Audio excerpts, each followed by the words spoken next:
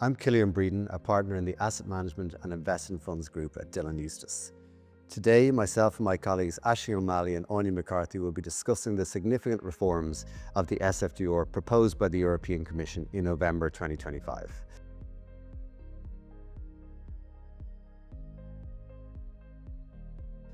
So the current SFDR regime was intended by the European Commission to be a disclosures regime rather than a product categorisations regime. So the most significant change put forward by the Commission under its proposals is the introduction of a voluntary product categorisation regime for funds that want to market themselves as sustainability-related products. The objective of this regime is to reduce the risk of greenwashing by requiring any fund availing of a categorisation to meet certain predefined criteria. It's also intended to make it easier for investors to find funds with the level of sustainability ambition that match their preferences. The European Commission has proposed that this new framework comprises of three distinct categories, namely a sustainable category, a transition category, and an ESG basics category. I think one key point worth flagging in this regard is that existing Article 8 and Article 9 funds may not automatically qualify for any of the three new categories. So basically what this means is that if managers want to market their funds as sustainability-related funds under the new regime, they may need to make some changes to their existing portfolios to do so. So while a leaked version of the proposal had indicated that AIFs being marketed to professional clients only would fall outside the scope of the proposed product categorisation regime, this didn't actually materialise in the finalised proposal published by the European Commission, and those AIFs will be subject to the new regime.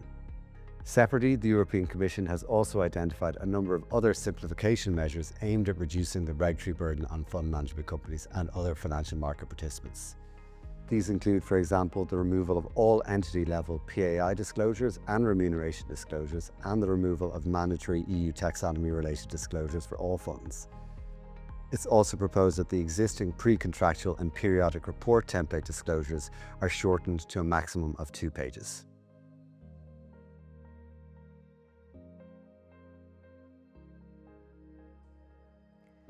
In order to be able to avail of the transition category, funds must invest at least 70% of their investments in transition-related assets.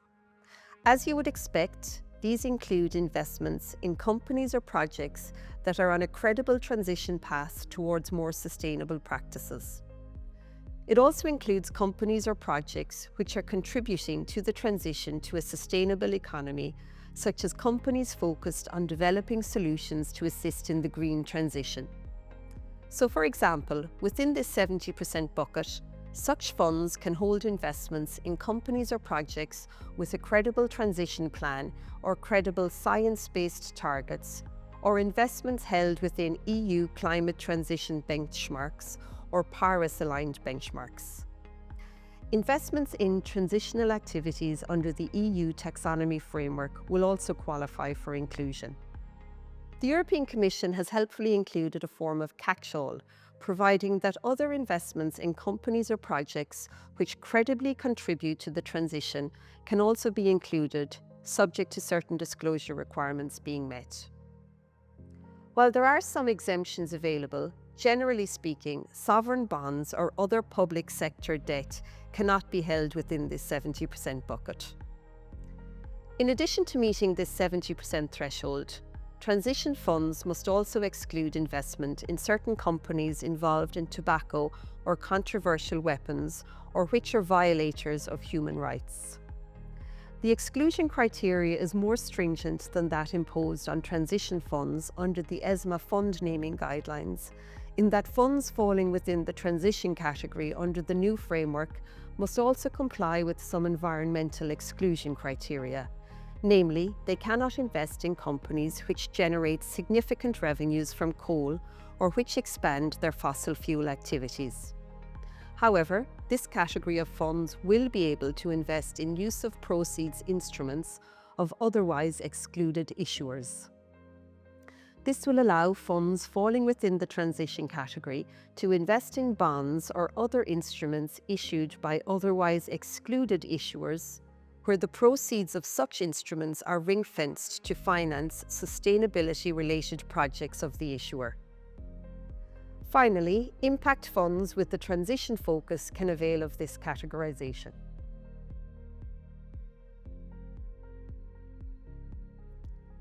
The first thing worth mentioning when we talk about the new sustainable category is that the European Commission has proposed removing the existing concept of a sustainable investment from the SFDR.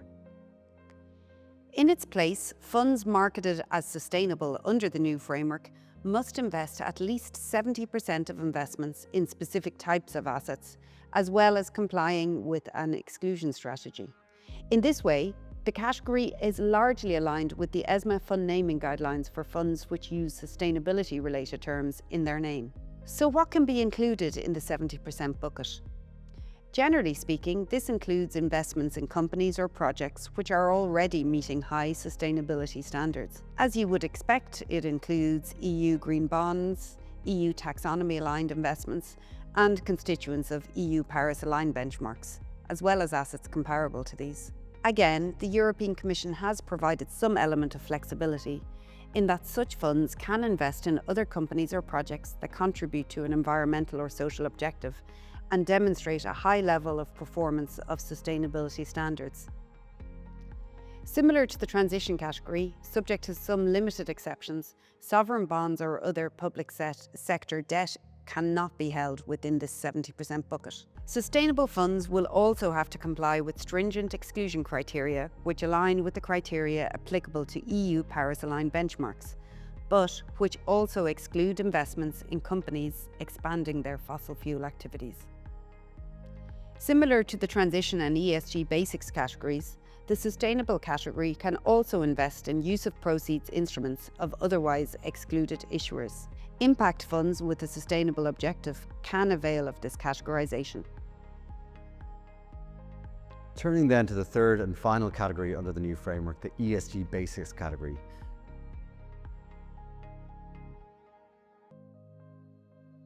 So this is intended to capture other ESG investment strategies which do not fit within the transition or sustainable categories.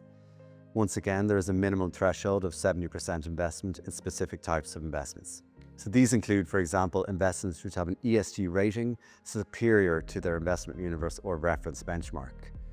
This bucket can also include investments which outperform the average investment universe or reference benchmark in respect of a specific appropriate sustainability indicator.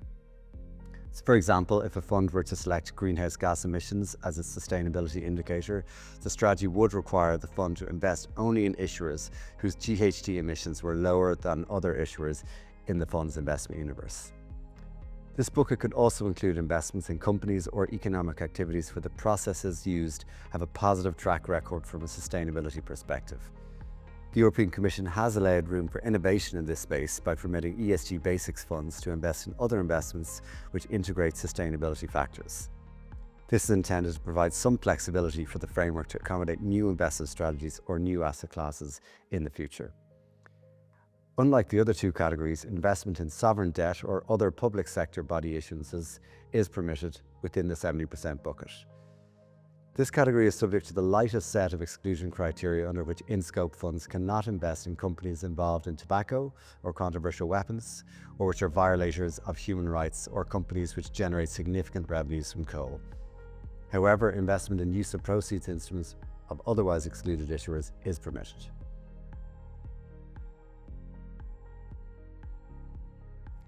As we mentioned at the outset, the product categorisation regime is a voluntary framework. Existing Article 6 funds and any existing Article 8 or Article 9 fund which do not meet the criteria applicable to any of the three categories will constitute non-categorised funds under the new framework. These funds will not be capable of being recommended to investors who express sustainability preferences under the MiFID II and the Insurance Distribution Directive frameworks. So what rules will apply to non-categorised funds under the framework? Well, firstly, there will be significant restrictions on the ability to include information on ESG-related elements of an investment strategy in a fund's prospectus. The European Commission has provided that to the extent there is any information on whether and how a fund considers sustainability factors included in the fund's pre-contractual disclosures, this information cannot be a central element of such disclosures. Interestingly, it has indicated that any disclosures which exceed 10% of the overall disclosure of the investment strategy would breach this rule. Another consideration which managers will need to bear in mind when deciding whether or not to include any information on ESG-related elements of an investment strategy in the pre-contractual disclosures is that if such information is included, a description of the consideration of sustainability factors must then be provided in a fund's periodic reports. Finally, all non-categorised funds must continue to comply with the existing disclosure requirements relating to the integration of sustainability risk in the investment decision-making process and the likely impact of sustainability risk on the returns of the fund.